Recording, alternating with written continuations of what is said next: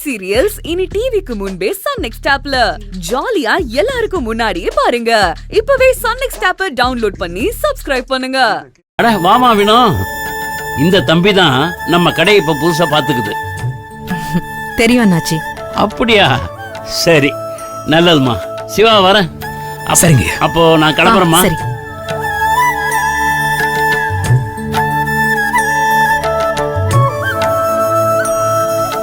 சொல்லுங்க, உங்களுக்கு என்ன வேணும்?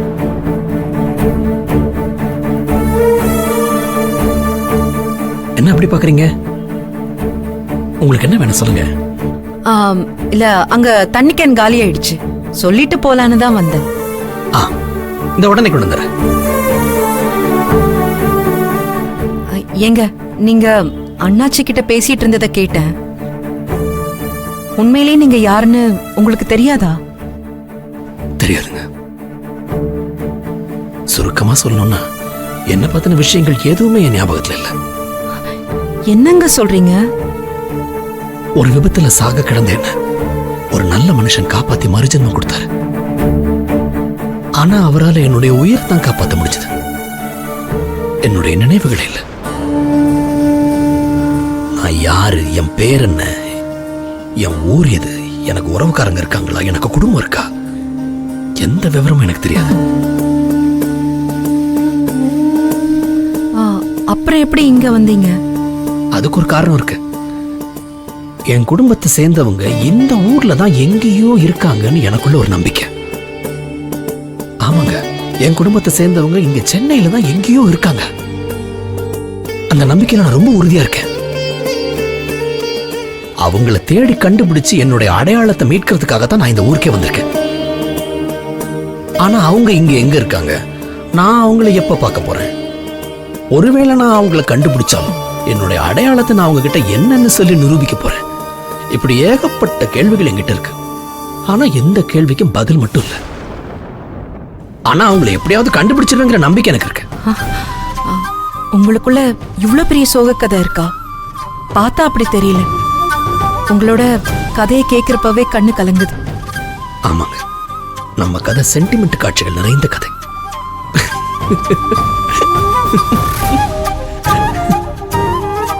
எப்படிங்க இவ்வளவு சோகத்திலையும் சிரிக்க முடியுது? என்ன பண்ண சொல்றீங்க? மனசு முழுக்க சோகம் இருக்கு. அது வலி வேற டிபார்ட்மெண்ட். அதுக்குன்னு சோர்ந்து போய் உட்கார்ந்தான்னு வைங்க, அடுத்து ஒரு அடி கூட வாழ்க்கையில் எடுத்து வைக்க முடியாது. நமக்காக இல்லைனாலும் நம்மளை சுத்தி இருக்கிறவங்களுக்காகவாவது நம்ம சிரிச்சுட்டு தானே இருக்கணும். நிச்சயமாங்க. நமக்கான உண்மையான ஆறுதல் என்னைக்குமே நம்மளோட மனசுதாங்க. அத நம்ம தெளிவா வச்சிருந்தா நம்ம பயணம் பாரம் இல்லாம போகும். உங்க மனசும் அப்படிதான் இருக்கு. கண்டிப்பா நீங்க எந்த நோக்கத்துக்காக சென்னை வந்தீங்களோ அது சீக்கிரமே நடக்கும். உங்க குடும்பத்தை நிச்சயமா நீங்க கண்டுபிடிப்பீங்க. நீங்க இழந்த அடையாளம் உங்களுக்கு கண்டிப்பா திரும்ப கிடைக்குங்க. ரொம்ப நன்றிங்க. சில பேர் ஆறுதல் சொல்றப்ப அது என்னன்னு தெரியல, வெறும் வார்த்தைகளா மட்டும்தான் இருக்கும். ஆனா சில பேர் ஆறுதல் சொன்னா அது நமக்கு பெரிய நம்பிக்கை கொடுக்கும். இப்ப நீங்க சொன்ன ஆறுதல் எனக்கு நம்பிக்கை கொடுக்குது. இந்த பெரிய சென்னையில கண்டிப்பா நான் என் குடும்பத்தை எப்படியாவது தேடி கண்டுபிடிச்சிருவேன். எனக்குள்ள ஒரு பெரிய நம்பிக்கை வந்துருச்சுங்க. சரிங்க, நான் வரேன். நிச்சயமா உங்க சோகம் மாறும். என் சோகம் மாறுமோ இல்லையோ, இன்னும் சில நிமிஷங்கள்ல உங்க தாகம் தீரும். தண்ணி கேன் கேட்டீங்க இல்லையா, கொண்டு வரேன்.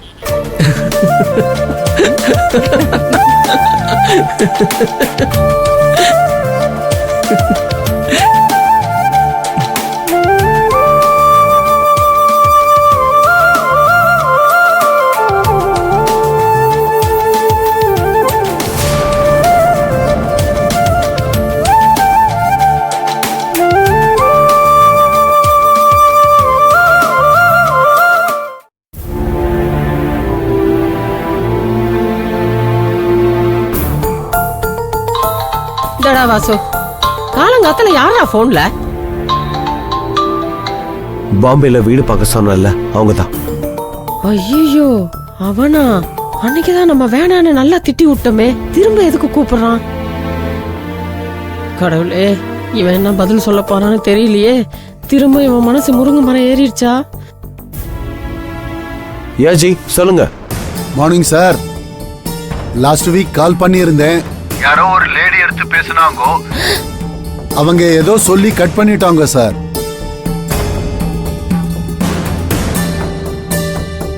ஐயோ, கோவமா வேற பாக்குறானே. அது வேற யாரும் இல்ல, எங்க அம்மா தான்.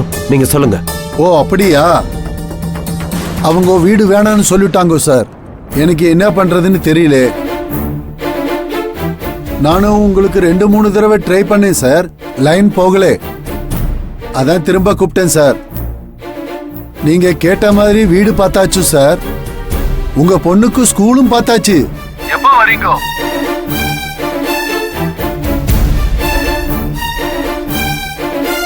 வீட்டுக்காரன் வேற அட்வான்ஸ் கேட்டுக்கிட்டே இருக்கான்.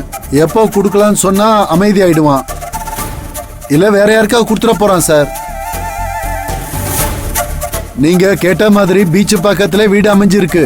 இந்த மாதிரி கிடைக்கிறதெல்லாம் ரொம்ப கஷ்டம். ஐயோ, இவன் வேற மறுபடியும் ஏத்தி விட்டுட்டே இருக்கானே. ஐயோ, இப்படி கோவமா பாக்குறானே.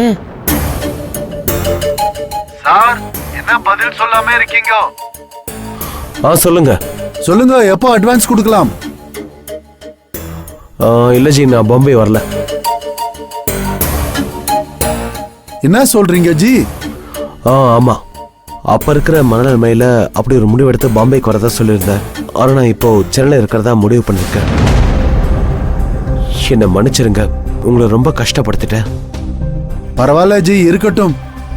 உங்களுக்கு சேர வேண்டிய கமிஷன் பணத்தை கொடுத்துட்றேன். பணம் என்ன சார் பணம்? உங்க நல்ல மனசுக்கு தான் வீடு பார்த்தேன் ஜி. ஒன்னும் பிரச்சனை இல்லை, விடுங்க பாத்துக்கலாம். நீங்க பாம்பே வரும்போது கண்டிப்பா எனக்கு கால் பண்ணுங்க ஜி. அதுவே எனக்கு போதும். கண்டிப்பா. ஆமா, சாரோட திடீர் மாற்றத்துக்கு என்ன காரணம்?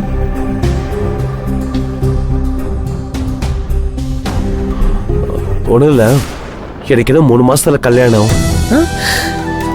ஆ, பொண்ணு சென்னை தான். அதான் இங்கேயே செட்டில் ஆயிடலான்னு முடிவு பண்ணிட்டேன். ஐயோ கடவுளே, நன்றிப்பா நன்றி. அப்படியா? வாழ்த்துக்கள் ஜி, வாழ்த்துக்கள்.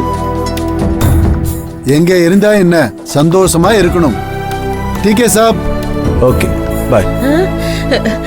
வாசு, வாசு, என்னடா இது? நீயாடா இப்ப பேசுன? ஐயோ கடவுளே, என்னால நம்பவே முடியலடா. ஐயோ மா, நீ பெருசா கனவெல்லாம் காணாத. எல்லாம் திவ்யா கனவுதான். பரவாயில்லடா, யாருக்காக இருந்தா என்ன? நீ சம்மதம் சொன்னது பெரிய விஷயம்டா. ஐயோ என் தங்கமே, என் வயிறும் இப்படி ஒரு வார்த்தையை கேட்கதான் நான் தவம் கிடந்தேன்டா. இன்னைக்குதான்டா உலகத்துல இருக்கிற எல்லா கடவுளும் ஒன்னா சேர்ந்து கண்ணை திறந்திருக்காங்க. ஐயோ இப்ப எனக்கு என்ன பண்றதுன்னு தெரியலையே. கையும் ஓடல, காலும் ஓடலையே. அம்மா, ஏன் புள்ளைக்கு நான் முத்தம் தராம வேற யாரா தருவாங்க?